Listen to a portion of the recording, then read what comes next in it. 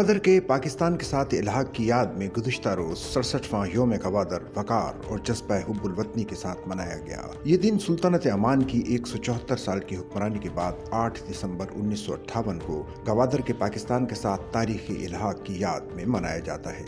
General officer commanding 44 division major general Habib Nawaz ने PNS अकरम में देमी ज़रफ़्लैग post पर परचम कुशाई की तकरीब में शिरकत की।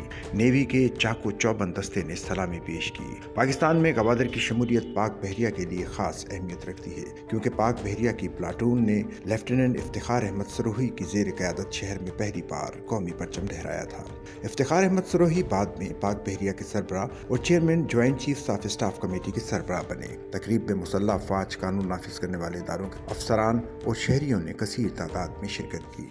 सच्चल न्यूज़ नेटवर्क की वीडियोस में खुश आमदेद। नाजरीन, वीडियो से मुतालिक अपनी कीमती राय का इजहार कमेंट बॉक्स में ज़रूर करें और चैनल को सब्सक्राइब करें।